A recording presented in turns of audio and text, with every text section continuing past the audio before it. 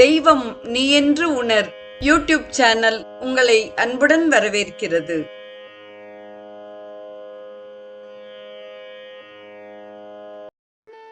அன்பு உள்ளங்கள் அனைவருக்கும் உற்சாகமான இனிய காலை வணக்கம். ஸ்ரீ குமரகுருபரர் அருளிச் செய்த மதுரை மீனாட்சி அம்மை பிள்ளைத்தமிழில் இன்று நாம் காண இருப்பது அம்புலி பருவத்தின் 4வது பாடலாகும். முதலில் வருவது அன்னைக்கான வாழ்த்து பாடல். நீ இன்றி நீர் நெருப்பும் நீலவானும் நிலமும் காற்றுமுண்டோ, நீ இன்றி 5 பூதம் நிரந்தரமாய் ஒரு நிலையில் நின்றிடுமோ, நீ இன்றி கண்காதும் மூக்குவாயும் நீசமெய்யும் நிலத்தில் உண்டோ, நீ இன்றி 5 ஐந்தெழுத்தில் நிலைத்திடுமோ நேத்திரமே. தொடர்வது அம்புலி பருவத்தின் 4வது பாடல். விண்தலம் பொலிய பொலிந்திடுதியேல் உனது வெம்பனி பகை விழுங்கி விக்கிட கக்கிட இடர்படுதி, வெயில் விரியும் சுடர் பருதியின் மண்டலம் புக்கனை இருத்தியனின் ஒள்வொளி மழுங்கிட அழுங்கிடுதி, பொன்வளர் சடை காட்டு எந்தை வைத்திடப் பெருதியேல் மாசுனம் சுற்ற அச்சம் கொண்டு கண் துஞ்சாது இருப்பதும் மறுப்பொங்கு கோதை இவள் சீரடிகள் நின் குடற்குழம்பிடவே குமைப்பதும் பெருதி, எம் கோமாட்டி பாலடைந்தால் அண்டபகிரண்டமும் அகண்டமும் பெருதியால் அம்புலி ஆடவாவே, ஆணிப்பொன் வில்லிப்புணர் மாணிக்க வல்லியுடன் அம்புலி ஆடவாவே. தொடர்வது இப்பாடலின் தெளிவுரை.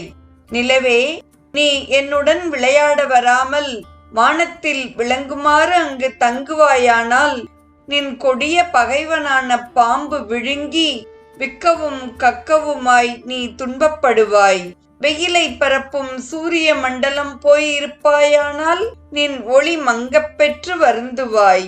பொன்னை போன்ற சிவச்சடை கூட்டத்தில் எம்பெருமானால் வைக்கப் பெறுவாயானால் பாம்பால் சுற்றப்பட்டு பயம் கொண்டு தூங்காது இருப்பாய். பாம்பு பயத்தால் உறக்கம் இழப்பதுடன் நறுமணம் மிகுந்த மாலை அணிந்த கூந்தலை உடைய இவளுடைய சிற்றடிகளால் மிதிக்கப்படுவதால் வயிறு வலிக்க குடல் கலங்கும்படியான நிலையினை அடைவாய்.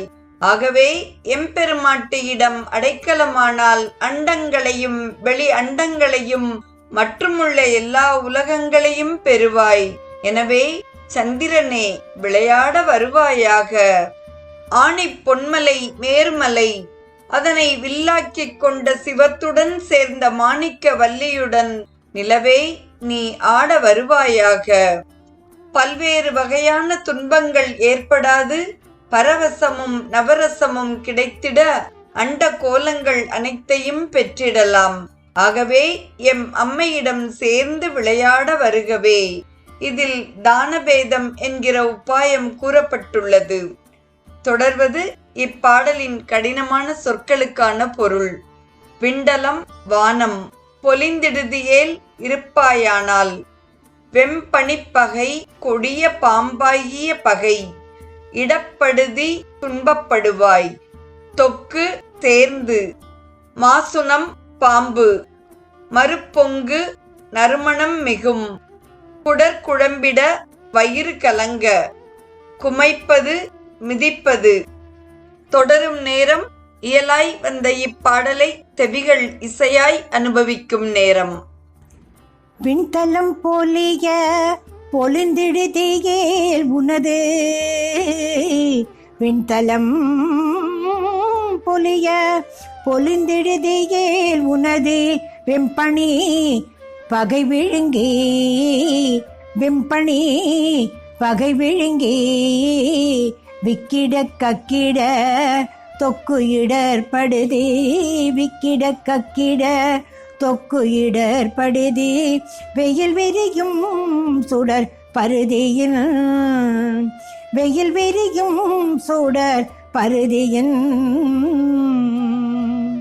மண்டலம் புக்கனை இருத்தியனில், மண்டலம் புக்கனை இருத்தியனில் உள்ளொளி மழங்கிட அழுந்திடுதே, உள்ளொளி மழங்கிட அழுந்திடுதே, எந்தை வைத்திடு பெருதியேல் பொன் வளர் சடை காட்டு எந்தை வைத்திடு பெருதியேல் மாசுனம் சுற்ற அச்சம் மாசுனம் சுற்ற அச்சம் கொண்டே கண் துஞ்சாதிருப்பது அச்சம் கொண்டு கண் துஞ்சாதிருப்பது மறுபொங்கு கோதை இவள் சீரடியில் மறுபொங்கு கோதை இவள் சீரடிகள் குடற்குழம்பிடவே குமைப்பதும் பெருதேனின் குடற்குழம்பிடவே குமைப்பதுவும் பெருதி எம் கோமாட்டி பால் அடைந்தாள் எம் கோமாட்டி பால் அடைந்தாள் அண்டபகிரண்டமும் அகண்டமும் பெருதியான் அண்டபகிரண்டமும் அகண்டமும் பெருதியான் அம்புலி ஆடவாவே அம்புலி ஆடவாவே அண்டபகிரண்டமும் அகண்டமும் பெருதியால் அம்புலி ஆடவாவே ஆணிப்பொன் வெள்ளி புனர் மாணிக்கவல்லியுடன் ஆணிப்பொன் வெள்ளி புனர் மாணிக்கவல்லியுடன் அம்புலி ஆடவாவே அம்புலி ஆடவாவே அம்புலி ஆடவாவே.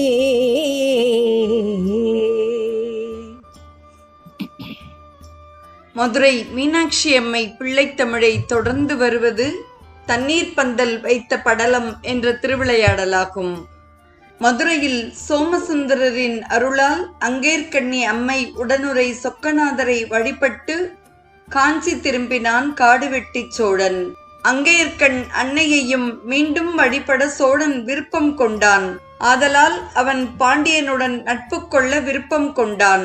ராஜேந்திர பாண்டியனுக்கு தங்கம், வைரம், வெள்ளி பொருட்களுடன் ஏராளமானவற்றை பரிசாக கொடுத்து அனுப்பினான். ஏற்கனவே காடுவெட்டி மதுரை சொக்கநாதரை வழிபட்ட விதம், சோழன் சொக்கநாதரிடம் கொண்டிருந்த பேரன்பு ஆகியவற்றை ராஜேந்திர பாண்டியன் அறிந்திருந்தான். ஆதலால் அவன் காடுவெட்டியின் பரிசினை ஏற்றுக்கொண்டு அவனுக்கு முத்துமாலை உள்ளிட்ட ஏராளமான பரிசுகளை பதிலுக்கு கொடுத்து அனுப்பினான். இதனால் பாண்டிய மற்றும் சோழ நாடுகளுக்கு இடையில் நட்புறவு ஏற்பட்டது. இதனை மேலும் வலுவாக்கி சொக்கநாதரை உரிமையுடன் வழிபட சோழன் விரும்பினான். சோழனின் மகளை ராஜேந்திர பாண்டியனுக்கு மணமுடித்துக் கொடுப்பதே அதற்கான வழி என்பதை சோழன் தீர்மானித்தான். தன்னுடைய விருப்பத்தை பாண்டியனுக்கு தெரிவித்தான். ராஜேந்திர பாண்டியனும் சோழனின் மகளை திருமணம் செய்ய சம்மதித்தான். ராஜேந்திர பாண்டியனுக்கு அரசசிங்கன் என்றொரு தம்பி இருந்தான். அரசசிங்கன் மிகவும் கொடியவன். சோழ இளவரசியை ராஜேந்திர பாண்டியன் மணப்பதை அவன் சிறிதும் விரும்பவில்லை. எவ்வாறேனும் சூழ்ச்சி செய்து சோழ இளவரசியை தான் மணந்து சோழ பாண்டிய நாடுகளை தனதாக்கிக் கொள்ள விருப்பம் கொண்டான். ஆதலால் ராஜேந்திர பாண்டியனுக்கு தெரியாமல் அரசசிங்கன் காஞ்சியை நோக்கி புறப்பட்டான். தன்னுடைய வருகையை காடுவெட்டிக்கு ஏற்கனவே அறிவிக்கச் செய்தான். மணமகனின் வீட்டிலிருந்து வரும் விருந்தினரை வரவேற்க காடுவெட்டி தடபுடலான ஏற்பாடுகளை செய்தான். இதில் மகிழ்ந்த அரசசிங்கன் காடுவெட்டியிடம், என்னுடைய அண்ணன் உங்களின் மகளை மணந்தாலும் உங்களிடம் இணக்கமாக நடந்து கொள்ள மாட்டார். நான் அவ்வாறு இல்லை. உங்களுடைய மகளை எனக்கு மணம் முடித்து கொடுத்தால் நான் உங்களின் விருப்பப்படி நடந்து கொள்வேன் என்று நயவஞ்சகமாக பேசினான். காடுவெட்டி சோழன் வலிந்து பெண்ணை கொடுத்தான் என்பதை விட பாண்டியன் விரும்பி சோழ இளவரசியை மணமுடித்தான் என்றே சொல்ல நமக்கு புகழாகும்.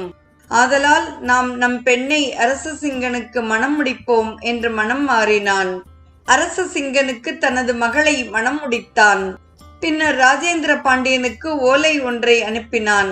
அதில், எனது மகளை அரசசிங்கனுக்கு மணம் முடித்து விட்டேன். ஆதலால் நீ பாண்டிய நாட்டை அரசசிங்கனிடம் ஒப்படைத்து விடு. இல்லையேல் சோழப்படை உன் நாட்டின் மீது போர் தொடுக்கும். பின் போரில் வெற்றி பெற்று அரச சிங்கனை பாண்டிய நாட்டின் அரசனாக்கி விடுவேன் என்று எழுதியிருந்தான்.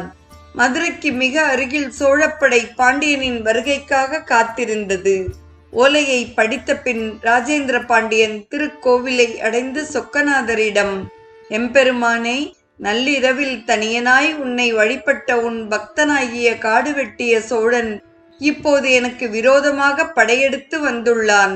அன்று அவனுக்கு துணையாக இருந்த தாங்கள் இன்று அவனுடைய செயலுக்கும் துணை புரிவீர்களா என்று மனம் வருந்தி கேட்டான். அப்போது, பாண்டியனே, நீ கலங்க வேண்டாம். உன்னுடைய சிறிய படையுடன் நாளை சோழனை எதிர்கொள்வாய். வெற்றியை உமதாக்குவோம் என்று தெய்வ வாக்கு வானில் கேட்டது. இறைவனாரின் தெய்வ வாக்கினை கேட்டதும் ராஜேந்திரன் அரண்மனை திரும்பி மறுநாள் சோழனுடனான போருக்கு ஆயத்தமானான். இறை நம்பிக்கையில் சோழனின் பெரும் படையை எதிர்த்தான் ராஜேந்திர பாண்டியன். போர் நடைபெற்று கொண்டிருக்கும் பொழுது இறைவனார் கடும் வெப்பத்தை அவ்விடத்தில் ஏற்படுத்தினார். சோழ பாண்டிய படை வீரர்கள் தாகத்தினால் களைப்படைந்தனர். நிழலை தேடத் தொடங்கினர். அப்போது பாண்டியனின் படைக்கு இடையில் இறைவனார் சிவனடியார் வேடம் தாங்கி தண்ணீர் பந்தல் வைத்தார். பாண்டியனின் படை வீரர்களுக்கு தண்ணீரை வழங்கினார் இறைவர். அளித்த நீரினை உண்ட பாண்டிய வீரர்கள் களைப்பு நீங்கி புத்துணர்வுடன் சோழப்படையை எதிர்த்து போரிட்டு எளிதில் வென்றனர். காடு வெட்டிய சோழனும் அரச சிங்கனும் கைது செய்யப்பட்டனர். ராஜேந்திர பாண்டியன் அவர்களை மன்னித்து விடுதலை செய்தான். காடு வெட்டிய சோழனை மீண்டும் தன்னுடைய நாட்டுக்கு திருப்பி அனுப்பினான். ராஜேந்திர பாண்டியன் நீதி நெறி தவறாமல் மதுரையை ஆட்சி செய்தான். தன்னுடைய பக்தனாக இருந்தாலும் நேர்வழியில் செல்லாதிருந்தால் இறைவன் அவர்களை காப்பாற்ற மாட்டார். துரோகிகளுக்கு தண்ணீர் கூட இல்லாமல் இறைவனார் செய்து விடுவார். அதுவே இப்படலத்தின் கருத்தாக அமைகிறது. அம்புலி பருவத்தின் 4வது பாடலை இயலாகவும் இசையாகவும் அனுபவித்து ஐயனின் திருவிளையாடலையும் செவிமடுத்த அத்துணை நல்ல உள்ளங்களுக்கும் நெஞ்சார்ந்த நன்றி. மீண்டும் நாளை சந்திப்போம். தெய்வம் நீ என்று உணர் யூடியூப் சேனலை கேட்டு மகிழ்ந்த நீங்கள் உங்கள் நட்பு வட்டத்திற்கும் பகிர்ந்து தொடர்ந்து உங்களது நல்ல ஆதரவினை சப்ஸ்கிரைப் செய்து வழங்குமாறு அன்புடன் வேண்டுவது உங்கள் அன்பின் விசாலம்.